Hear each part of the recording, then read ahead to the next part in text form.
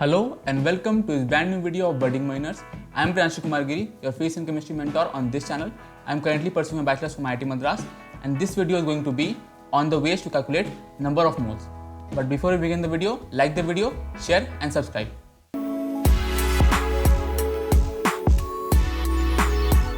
So now let's begin with the calculation of moles.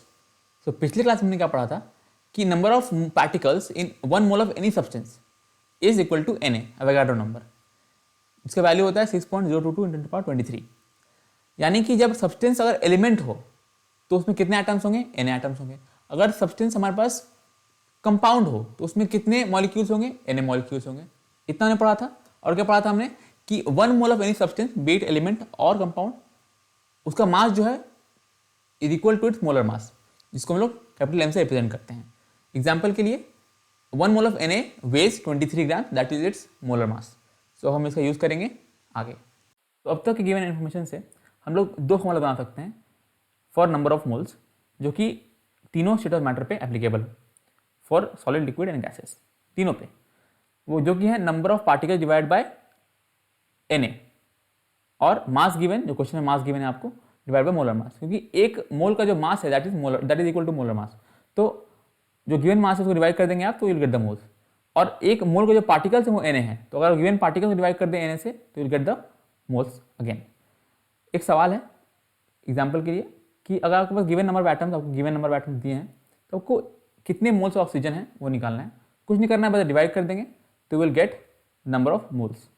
यानी कि इतने जो एटम है वो बस 2 मोल ऑक्सीजन है, दैट्स इट.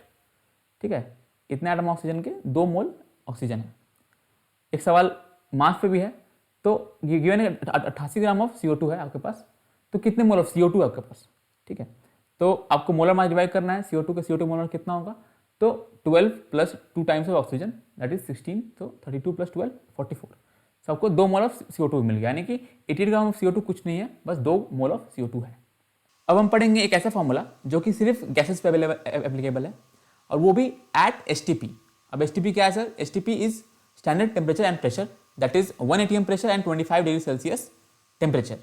सो ये क्या बोलता है? ये बोलता है कि 1 mole of any gas at STP at this temperature and pressure is equal to 22.4 litres.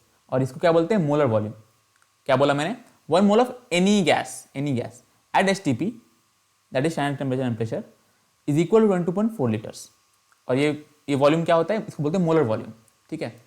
So example के लिए STP पे 1 मोल ऑफ O2 हो, N2 मैंने लिखा है, H2 हो, कोई भी gas will be equal to molar volume.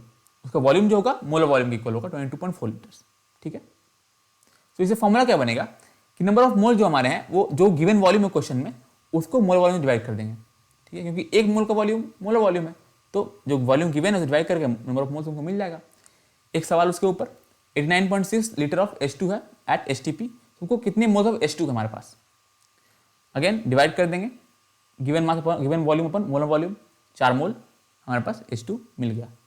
तो अब तक के पढ़े हुए फॉर्मूलाज को हम लोग ऐसे कंपाइल कर सकते हैं.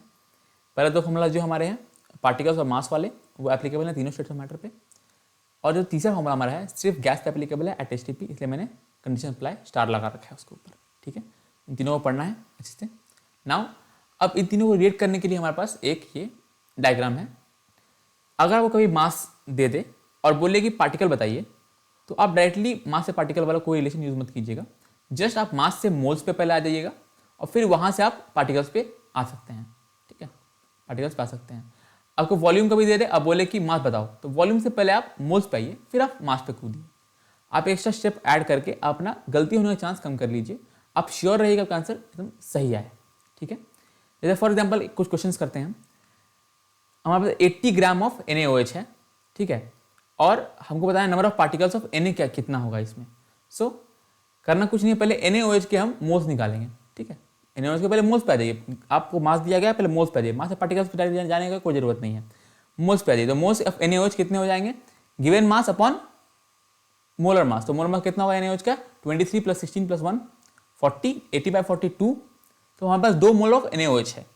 ठीक है, 2 मोल ऑफ NaOH मतलब 2 Na पार्टिकल्स ऑफ NaOH. अब हर पार्टिकल में, हर मॉलिक्यूल ऑफ NaOH में एक Na है. तो यानी कि 2Na में 2Na होगा, तो 2Na एटम ऑफ Na हमारे पास है, तो डायरेक्टली हम लोग ये बोल सकते हैं कि 2Na एटम ऑफ Na होगा हमारे पास 80 ग्राम NaOH में। ठीक है, मैंने जैसे बताया वैसे ही मैंने इसको सॉल्व किया, आप वैसे कर सकते हैं। अगला सवाल क्या है कि वॉल्यूम क्या होगा 18.066 इंटू 10⁻23 मॉलिक्यूल्स ऑफ CO2 का eight STP।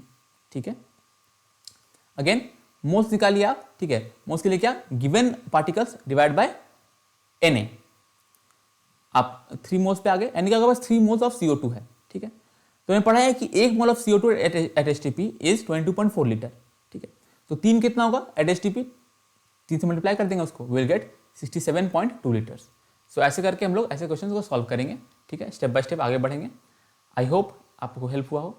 So guys, these are all the ways to calculate the number of moles. Okay, if you like the video then like it, share with your friends, subscribe, press the bell notification and comment down below your thoughts. Okay, see you in the next one.